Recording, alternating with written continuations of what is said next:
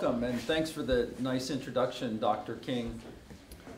One of the things I sometimes tell my students is that I have the best job in the world, and I say that very sincerely and very enthusiastically, but I was surprised to hear from our guest today that she works for the best company, the best employer in the state of South Carolina. Her company just won that award, and she's going to talk about her company a little bit, but also about her experience moving through Furman, and then her 3 years moving out into the workforce. And I think that's something that's obviously of concern to my students, and I know you think you wonder about how to prepare yourselves for the workplace, what classes you should take, what moves you should be making, especially as you approach your senior year and as you approach graduation.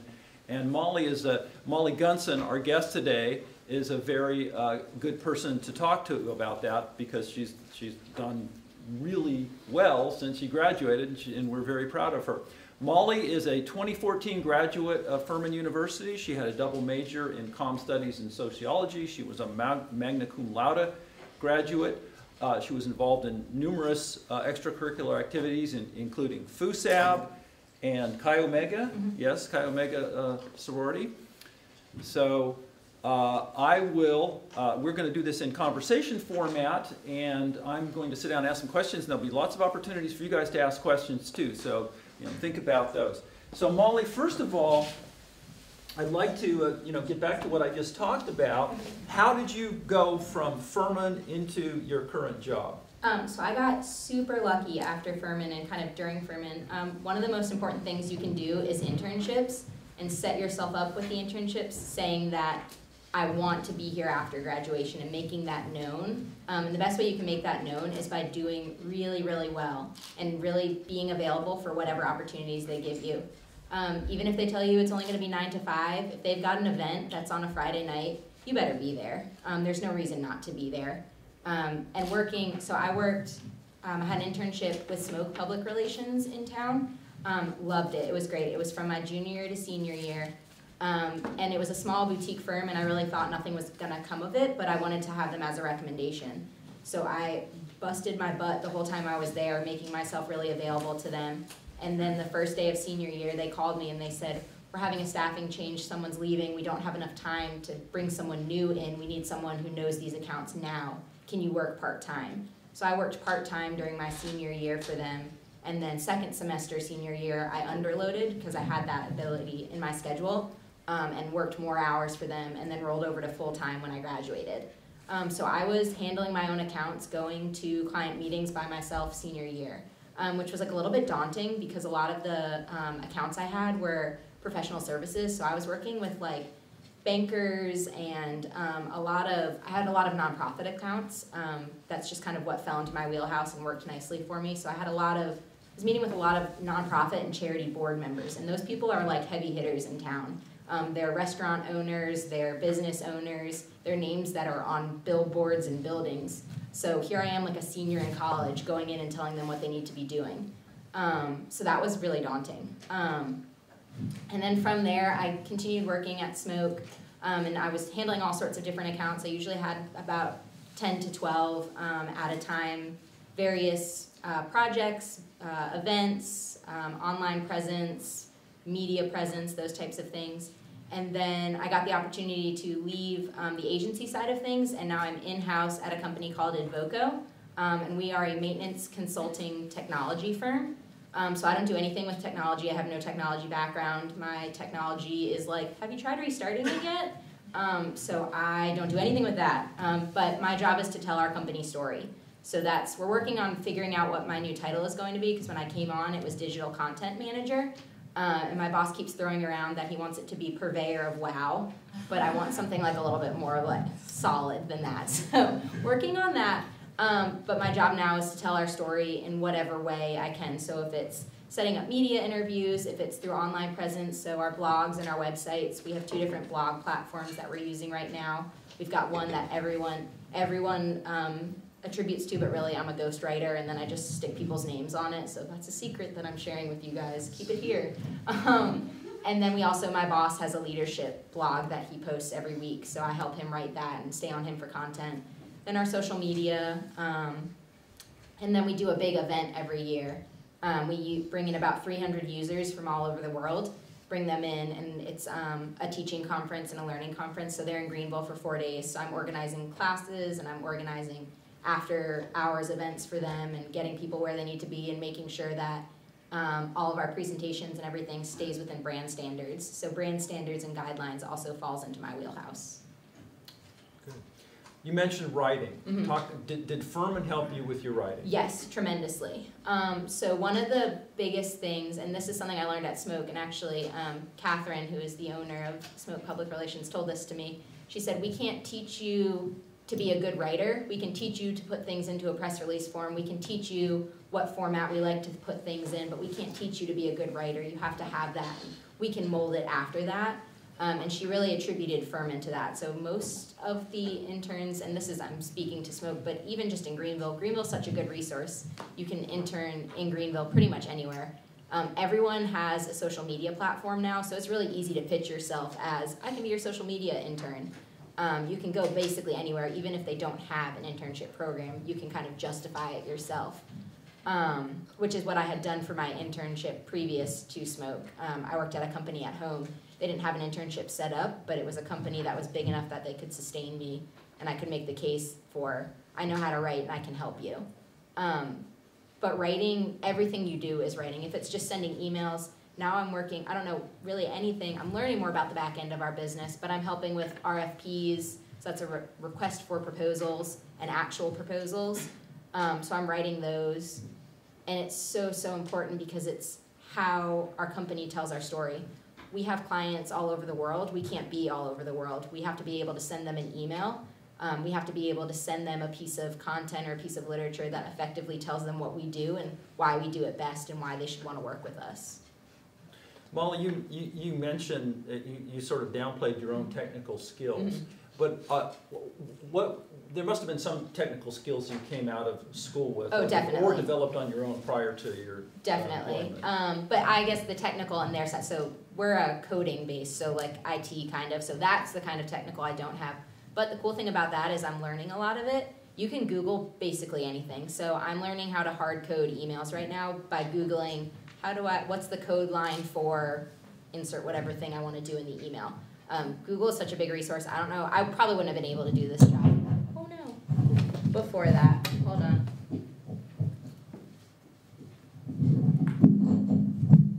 Very good. I'm a hand talker. So I'm Googling things a lot. And also there's so many online resources where you can pay a really tiny fee and you can have access to all of these different video libraries and tutorials and things like that.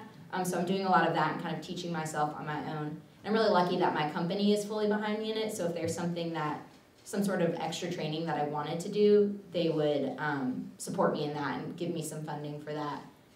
But a lot of things, like actually in Dr. Palmy's class, we had to have a blog, so I got really familiar with different blog platforms from that, so I was able to put that on my resume. And just being able even to say that you can do Yelp and Foursquare and Instagram, but there's a difference between doing Instagram for yourself and doing it professionally, and you have to be able to know the difference between that. And so our company has multiple platforms. Some platforms are a lot more conversational and laid back, and it's where we put our funny videos of us doing really ridiculous things. But then we have our general, which is much more business focused, and that's the one that's going to CEOs and VPs of our companies that we're going after for more work. So you have to be able to transition back and forth, and it's good to be able to show someone, because I think the issue that a lot of us face and a lot of millennials face is when you go in to an interview and you tell them that you know how to Facebook, they're like, oh yeah, we know you know how to Facebook, but can you do it for our company? It's totally different, and having to learn that, and I definitely learned that in a lot of classes. And I think articulating that and telling whoever you're interviewing with, I understand the difference between a personal account and a business account, and I understand that they're reaching different audiences and you have to change your tone accordingly. Interesting. Molly, can you talk about any or recommend any classes either within the comm department or outside of the comm department at Furman that you think are particularly good preparation for the kind of career you went into? Yeah, I think what's cool about the Furman courses is a lot of bigger schools have a specific PR track or a marketing track or something like that. What's good about Furman is that we're a little bit more broad, and that way you can kind of tailor your major and what you want to do to exactly where you want to be. I think you have to take public speaking, right? Yes. Yeah, public speaking is huge. And digital communication. Yes, and digital comm. Okay. So both of those, it's good that they're required because those are two that I really, really liked.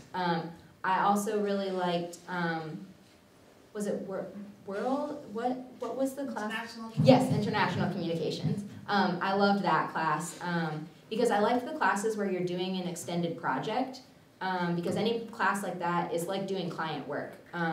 It's not often that you get a project in the PR marketing world that has a 2-day deadline or you have to read something and write something. Most things are, we have an event in a year and a half, plan the event.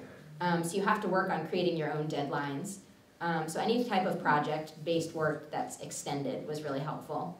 I also liked interpersonal communications. That was with Dr. Delancey and I really liked that, and that was good, not as much for work, but just life. It was interesting to see how different people communicate and kind of be able to use that, because a lot of what you're doing in work is not always communicating about work and kind of negotiating office politics and things like that. I'm lucky that neither of my jobs have had that, but I think I'm able to avoid those kind of sticky situations because you just know what you should be talking about and what you shouldn't be talking about with different people in the workplace. What else? I really liked, what did I take with you? I think you took political economy. Yes, and mass okay, communication. that is one I took. I like that one a lot. And did we have a big project in that one? Is there a big project there? I think you had a paper. Yeah, okay, oh yes, okay, that's what we did. We did, I did how, I was a runner, not in college, but just, just like in high school, and then kind of kept it up socially. But I did a paper on how Brooks the running company uses social media to engage with their audience. And I actually was able to use that as a writing sample for something else. I think maybe for actually this job I have now, just to show them that I'm engaged with social media on a more professional level. So things where you're getting that real world experience and kind of getting to do projects that are like client work, I really liked it. So really there's no class I would say don't take. Take all of them, take different classes, and different majors offer different things as well because it teaches you to write for different audiences. Writing for the sociology department is really different than writing for the communications department, and writing for different professors. So being able to read the type of writing you need to do is huge, and being able to know which type for what person and what platform is big. Molly, one of the things we're emphasizing in digital communication these days is a digital portfolio. Mm-hmm. And I would imagine that you have one, or can Yes. you talk about Mm-hmm. the significance of those? Yes. So I actually don't have one, but the only reason I don't have one is because I was not actively looking for a job when I transitioned roles. If I had been actively looking for a job, I for sure would have had one. And I do have it available, I just never had it up, really. But it's hard to retroactively start something. So if you can start it now and have it up to date always, it's going to be important. When you're going for a job in any sort of company where you're claiming that you can do these things, people know how to Google and they know how to look for you. So if they Google you and all they're pulling up is your Facebook, it's not the best, especially if it's not got things that you want portrayed. And people can find anything. At my old job, a vast majority of it was like trying to build connections between people and being able to go onto one person's Facebook and draw connections. You think your Facebook is private, and it's not. It's really easy to get around it. But if you had a Facebook, and then they can also see your digital portfolio and see the other work that you're doing, and you're claiming that you can make a website, but you don't have your own, it just gives you more legs to stand on, and more grounds to your claim. Okay.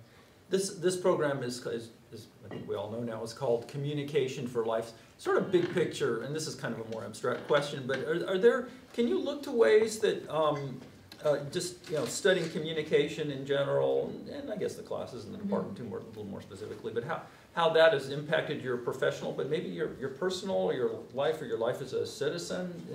Can you speak to that? Yeah, I think, well, one thing for sure is my background. I'm able to use it in kind of the charity world, because it's something that every nonprofit and charity organization needs, and it kind of gets pushed to the background. Sometimes it's easy to forget to put up a tweet or to put up an Instagram post or to format something for a donor letter, things like that. So a lot of my things that I learned at the communication department, I've gotten to work with some different charities. So I've worked with the Greenville Humane Society. I'm on their was on their junior executive board, and got to do a lot of fun things with them. I'm in the junior league, and was on their marketing track, but then I've kind of switched because I just wanted to do something different. And then I've been asked, through my contacts that I made, I've been asked to be on different boards and things, which is really, it's flattering, one, but also it's exciting that you get to kind of give back with your knowledge and expertise. Also, I think just like kind of some trivial things like writing notes to people and like just shooting a quick thank you to someone or writing them a quick thank you note. I feel like maybe in a science background you wouldn't have that on your radar, but I feel with a communications background, also I can like sometimes talk myself out of any situation, and my boss kind of makes fun of me because if he'll give me like constructive criticism to something, and I'll be like, oh well, I was thinking it was like this, and he's like, you should be a politician, you can talk out of anything, which I feel like sometimes oh gosh, I'm just gonna hold this. With the communications background, I feel like I've been afforded the opportunity to talk in a lot of different places, so I feel like I can kind of read a room and go in and figure out what I need to be doing. You are a native of New Jersey, yes. And you wound up here, and you told me you're bringing the rest of your yes. family down yep. here now. They're slowly but surely coming down. What is it that has attracted you to Greenville? I think we're at a really cool time in Greenville. With my first job, I got to see a lot of kind of the back end and older Greenville. We're at a time when Greenville is like about to bust wide open, and we're on the kind of ground floor of it. So to stake your claim in Greenville now and to say I was here when this transition happened was really exciting for me. And I just think it's great that I have this I have the Furman community here and friends who stayed from Furman, and then getting to meet other people. Greenville after graduation is vastly different than Greenville while you're at Furman. There are places I never knew existed that I never thought to ever go, whether it's restaurants or places to go hiking, but that was one of my biggest fears, was like, I've already been here for 4 years, what am I gonna do different and see different? But Greenville's very different when you have graduated. So I think what's most exciting is Greenville is really, really changing, and it's gonna be so different next year, 5 years from now, 10 years from now, and we get to be on the ground floor of that. Let's turn it open to the audience for questions. Any questions out here? Yeah, up there. How beneficial would you say towards your career were the student organizations that you were involved in when you were at Furman? They were huge. FUSAB was great because one of the major things I did was plan events. Yes. Ah, hey. Was plan events. Oh, okay. Oh, perfect. Thanks.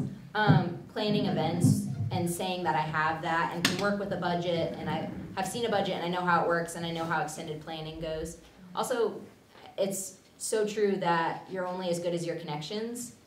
So connections that I've made in Furman through different organizations and classes and things, your network is gonna get you really, really far. And even if it's people you don't know, I have had probably like 10 to 15 other Furman people reach out to me via LinkedIn and say, hey, your company looks really cool, I'd like more information. We've got a couple of them who are like going through our interview process right now. Not anyone I knew very well. They obviously didn't have my cell phone number, but reached out to me on LinkedIn, and I felt just by virtue of them being at Furman, I was like, oh yeah, I'll vouch for you and I can push you through our HR process. But definitely be involved, because that's another experience base. And you can, in sports teams and in fraternities and sororities and all different things, there's ways to take leadership roles, and that's what people want to see, is you taking advantage of leadership roles. Mm-hmm. Other questions? Molly, well, these guys are, oh, there's one. Brittany. So I know you said that you don't really have your digital portfolio right now. Mhm. And I think one of the struggles that like I run into and maybe other comm majors is like not having it as dense as like an art major's portfolio. Yeah. And I guess, do you just have any tips of like what we could include on there since we don't have like a huge portfolio compared to some others? Yeah. So I think it depends on what type of work you want to be doing. You have so much work from your Furman experience. There's no reason to not link the blog you do in Dr. Kwame's class. There's no reason not to put up the paper from Dr. Armstrong's class and link to those things. And I think you also use it as, you've got to pivot and use that weakness as a strength, which is super cliche, but you've got to say, these are the things I've done, but here are the things I want to be doing. Here are the things that if I come to your company, organization, what have you, I'm excited to do these things here. And I've had some experience doing this and I want to grow it here with you. Because companies are looking for, because millennials kind of get tagged as like people who jump around to different businesses. One way to make you stand out is to seem really invested in them and be really invested in the company and say, I love what you guys do and I want to do it with you and I want to grow here with you and help you grow as well. Molly, if you had much experience, let me rephrase this. Can you describe how eager, or maybe not eager, if that's the case, Furman alums are to help upcoming recent Furman graduates? I would say it's like super eager, especially in Greenville, because I know like in my office we're like overrun with Clemson people. And so like I'll wear a purple shirt and they'll be like, oh, where's your orange? I'm like, nope, not about that. So I think Furman alum are super eager. We're a small school and we're a tight network. You can reach out to someone. I mean, I've had people reach out. This is bad, I don't remember who it was, but there's someone who is a major now who reached out to me and literally by virtue of, I see that you were a comm major at Furman. Or maybe he wasn't even a comm major, maybe he just went to Furman. But reached out to me and was interested in my company and was like, hey, see you went to Furman, I'm interested in Advoco, can you tell me more? We set up a call, we talked, he's going through our HR process right now. So people want to help you. Smaller schools, I think we just have like a different vibe than kind of like the faceless, bigger schools. So take advantage of that. Don't be afraid. The worst someone's going to say is, I don't feel comfortable doing that. And like, whatever, then you move on to the next person. You've got to reach out to resources. And we've got Furman people all over the place. And maybe that person's not Furman, but they know somebody. So you can reach out to a Furman person and say, hey, I'm interested in this. They'll say, oh, I don't know about that, but I've got a friend who does X, Y, or Z, and they can help.